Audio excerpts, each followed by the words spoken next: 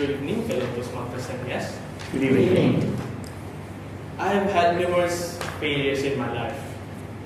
I flunked my midterm in primary 5. I almost blew up my little brother's hand. I burned down my house. I didn't get my overseas scholarship that I hoped. And a few bad grades here and there. I felt despair, sense of unfulfillment. I felt disappointment. I felt regret. But none of that compares to the feeling of fear that I have to go through to relay the bad news that I have to my parents. As the overachieving kid in the family, my parents have had high expectations for me. So to relay the bad news to them is a fear that I try to skip as much as possible. But once in a while it's inevitable and you have to take it. You have no choice.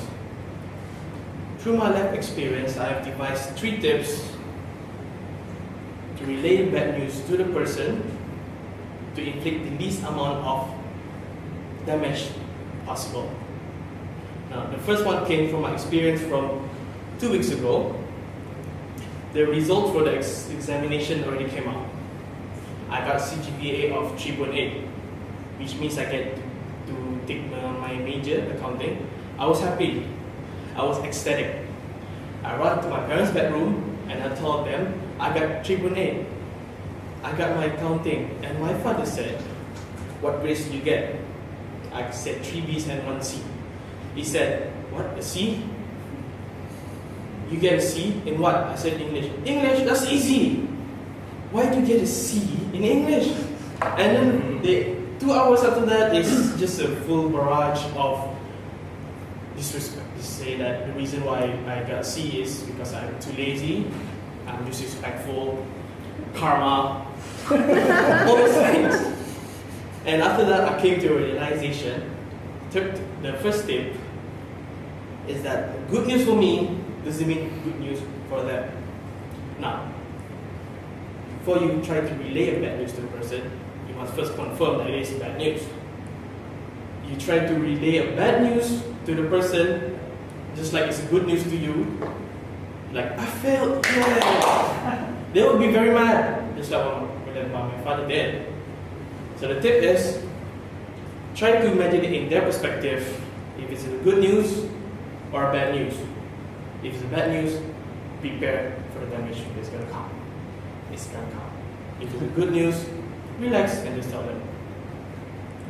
Now the second tip came from the experience I had when I was in primary 5. The results came out, my teacher gave me my report card and opened it, it was full of red. Not blood, but red hair. Which is worse. For a primary 5 kid with overachieving parents, red ink is worse than red blood. Trust me. Once I had red ink, it's like 58 for my mark, and my father scolded me. Now I got full reds, last place in the class. I was scared, I was petrified. Backstory, when I was a child, my father is the kind of person that has a rage that you don't want to face. Once he accidentally closed the lamps in the room, he got angry, he beat me with a coat hanger until it breaks. That was how mad he was.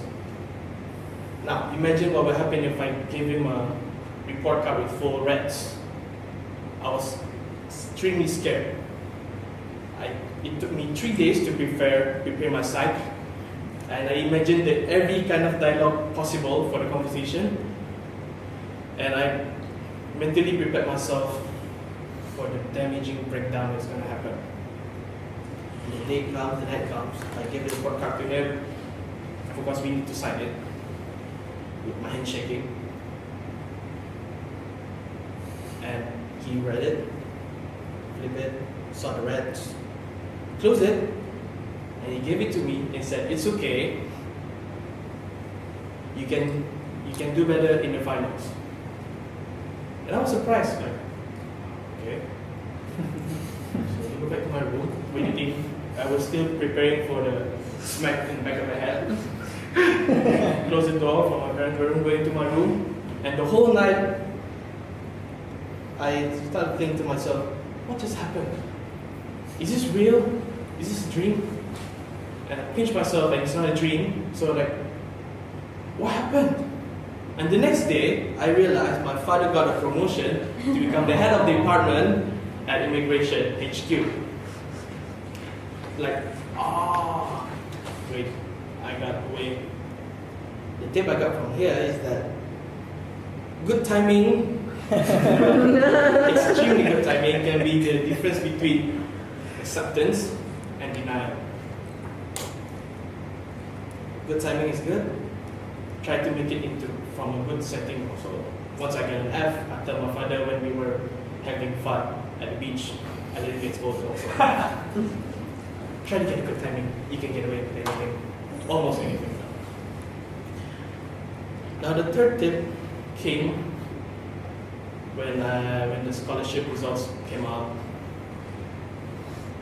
I was nervous that day.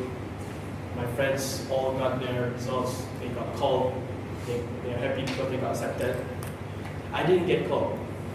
I was disappointed today. But the worst feeling that I had to know is that I will have to see the face that is going to be disappointed when I tell them. I was not prepared for that. And as the time goes on, I realized I can't escape it. I have to actually see the disappointment in their face. The night I tell them I didn't get the overseas scholarship. My father's face turned red, but my mother's face turns to disappointment. And then I said, at least I got UBD. And then my father's face turns normal. My mother's still disappointment because you cannot please me.